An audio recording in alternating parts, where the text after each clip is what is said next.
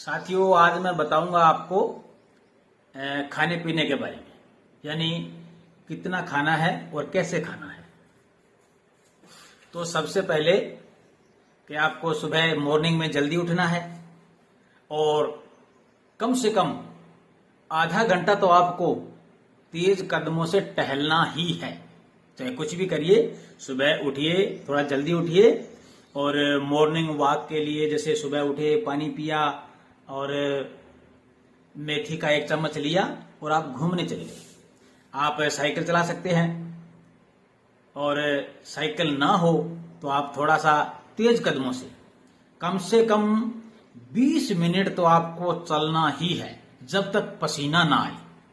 यानी हमारे जो जैसे मतलब रक्त के अंदर जो बढ़ा हुआ ग्लूकोज होता है ना, वो लगभग पसीने के द्वारा बाहर ज्यादा आता है शुगर वालों पे। तो जितना भी आप पसीना बहाओगे ना, उतना ही जो आपके शुगर है ना वो कंट्रोल रहेगा। और देखो मॉर्निंग में आपको नाश्ते का थोड़ा डिसिप्लिन बताता हूं। जैसे 9 बजे आप लेते हो, 9:30, एनी टाइम 10 से पहले पहले आपको नाश्ता लेना है। तो नाश्ते के अंदर अगर आप इंसुलिन ले रहे हैं तो आप अपने लगभग 9 और 10 बजे के बीच में जितना भी आप इंसुलिन ले रहे हैं वो आपने जैसे लगाया।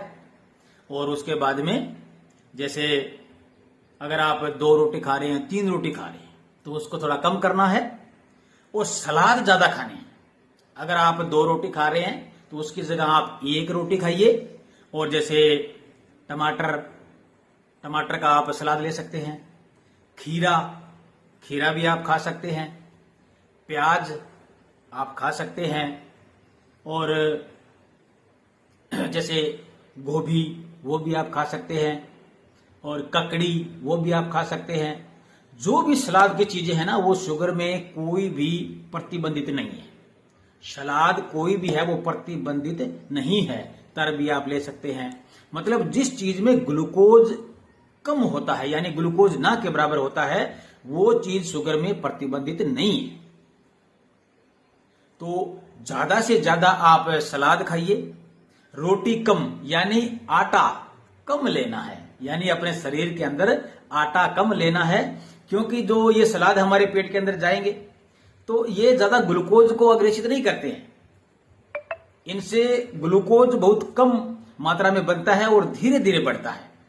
और इसलिए इन सब के अंदर फाइबर होता है।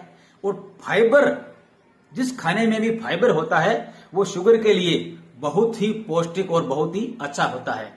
क्योंकि फाइबर के अंदर ऐसा सिस्टम होता है कि जिस खाने में फाइबर होता है वो धीरे धीरे पचता है। धीरे धीरे पचेगा तो हमारे शरीर के अंदर जो ग्लूकोज है वो भी धीरे धीरे बढ़ेगा। तो सीधी सी बात है कि तुरंत हमारे शरीर के अंदर शुगर नहीं बढ़ेगी। उससे हमारा शुगर है वो कंट्रोल रहने में बहुत ही फायदा मिलता है। और जिस खाने में फाइबर ज्यादा होता है तो हमारे शरीर के अंदर वो काफी टाइम तक अंदर रहता है, तो उससे हमें भूख भी कम लगती है। जिस खाने में फाइबर ज्यादा होता है तो वो धीरे धीरे पचता है, तो वो खाना हमारे शरीर के अंदर रहता है, तो वो धीरे धीरे पचता है ना, तो हमारा ग्लूकोज भी धीरे धीरे बढ़ेगा। तो इस चीज में शुगर को कंट्रोल करने में मतलब बहुत ही सफलता मिलती है। टाइप 1 और टाइप 2 के लिए, दोनों के लिए ये चीज फायदेमंद है। सलाद भरपूर मात्रा में लीजिए, लेकिन अन्न कम लीजिए।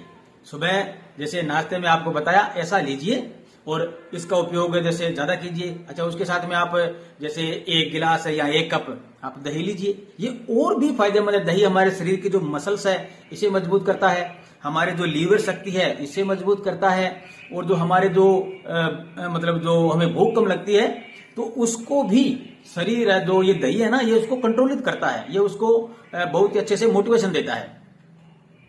तो सीधी सी बात है, सुबह जल्दी उठना है, घूमने जाना है और फिर टाइम से 9 और 10 के बीच में आपको नाश्ता लेना है।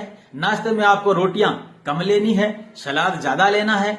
और सलाद ज्यादा लेंगे तो आपके जैसे शरीर को इस चीज का ना धीरे धीरे ग्लूकोज बढ़ेगा, धीरे धीरे ग्लूकोज बढ़ेगा, तो इसका सीधा सा मतलब है कि शुगर धीरे धीरे बढ़ेगी, तो आपको इंसुलिन की आवश्यकता कम पड़ेगी, आपके शरीर को प्रॉब्लम्स कम होगी। अगर आपके शरीर में कोई प्रॉब्लम नहीं है तो आपको टेंशन कम होगी और टेंशन नहीं रहेगी तो एनी टाइम आप हंसते रहेंगे, गाते रहेंगे, खेलते रहेंगे, कूदते रहेंगे, मस्त रहेंगे। तो टेंशन यहां आने भी नहीं देना है। एनी टाइम खाओ, पियो, नाचो, गाओ, ऐश करो, यही तो जीवन है। बार बार थोड़ा ना मिलेगा, बस खुश रहा करो। आज के लिए इतना ही। राम राम।